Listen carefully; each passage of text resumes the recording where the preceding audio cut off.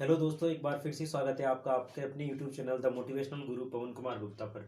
दोस्तों, आज का हमने जो टॉपिक लिया है वो है उपराष्ट्रपति और उपराष्ट्रपति से रिलेटेड जो महत्वपूर्ण बातें हैं वो हम लोगों ने यहाँ पूरी कोशिश की है कवर करने की। आइए देखते हैं।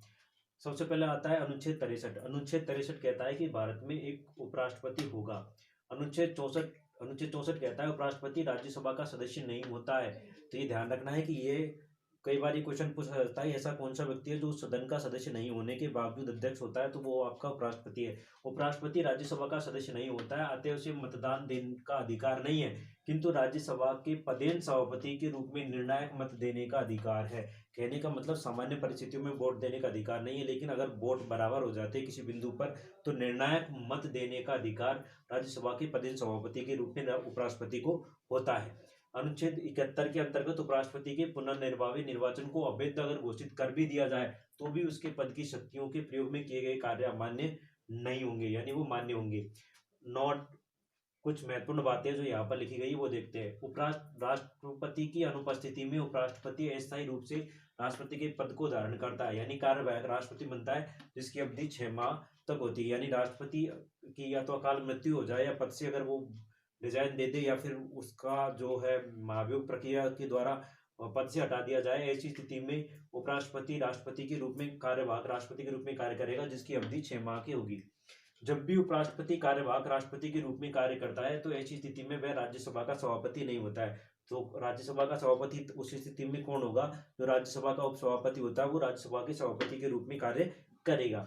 यदि उपराष्ट्रपति बीमारी या अन्य कारण से कार्य करने में असमर्थ है तो उसकी जगह कोई भी व्यक्ति या पदाधिकारी उपराष्ट्रपति के रूप में कर कोई भी व्यक्ति कार्य नहीं कर सकता। ये ध्यान रखना आपको कि यदि बीमारी है या कोई अन्य कारण है तो ऐसी परिस्थिति में कोई भी सदस्य या कोई भी सदन का नेता उपराष्ट्रपति का कार्य नहीं करेगा।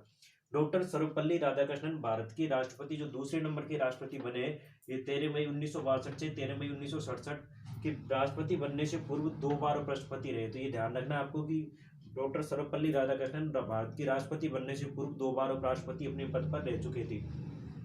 उपराष्ट्रपति के चुनाव हेतु नामांकन हेतु उम्मीदवार न्यूनतम कम से कम 20 प्रस्तावक और 20 अनुमोदक होने चाहिए। तो उपराष्ट्रपति के चुनाव के नामांकन हेतु कितने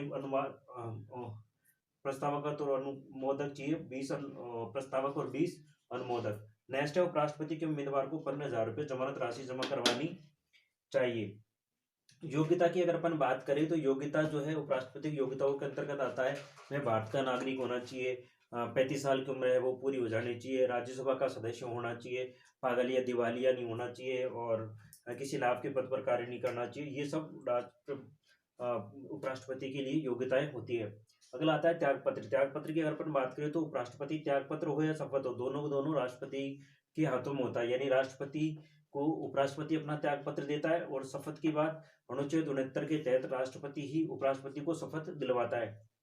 निर्वाचन की अगर अपन बात करें तो निर्वाचन संसद के दोनों सदन यानी लोकसभा और राज्यसभा के निर्वाचित और मनोनीत दोनों ही सदस्य जो राष्ट्रपति को चुनने की प्रक्रिया है, आनुपातिक प्रतिनिधित्व की एकल संक्रमणीय मत पद्धति जो मतदान की प्रणाली है वो जो है उसी के तहत इसका निर्वाचन किया जाता है। रही बात निर्वाचन की बात तो इसके पुनः निर्वाचन कितनी बार हो सकता है इस पर संविधान पूर्णतः मौन है, यानी इसके पुनर्निर्वाचन के बारे में संविधान में कुछ भी वर्णन नहीं किया गया। पद से हटाने की अगर अपन बात करें तो उपराष्ट्रपति को पद से हटाने के लिए सबसे पहले प्रस्ताव राज्यसभा में लाया जाता है। राज्यसभा में लाने के बाद में वो प्रस्ताव लोकसभा में लाया जाता है और लोकसभा में अगर वो प्रस्ताव पारित हो जाता है तो राष्ट्रपति को पद से हटना पड़ता है। रही बात वेतन की अगर अपन बात करें तो उपराष्ट्रपति के रूप में वेतन जो है वो होता है आपका 85,000 रुपये। जब वो राज्यसभा के पदेन सभापति के रूप में कार्य करता है तब उसका वेतन होता है 1.25 लाख रुपए।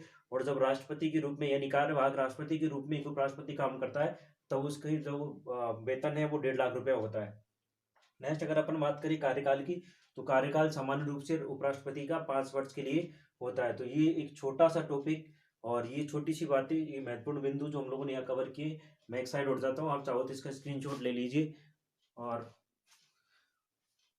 तो बताइए दोस्तों कैसी लगी आज की क्लास, और अपने कुछ बहुमूल्य सुझाव अगर हो तो उसे कमेंट सेक्शन में ज़रूर डालिए। और ज़्यादा से ज़्यादा ऐसे अगर अच्छा लगा है तो शेयर कीजिए, लाइक कीजिए और कमेंट कीजिए। थैंक यू दोस्तों।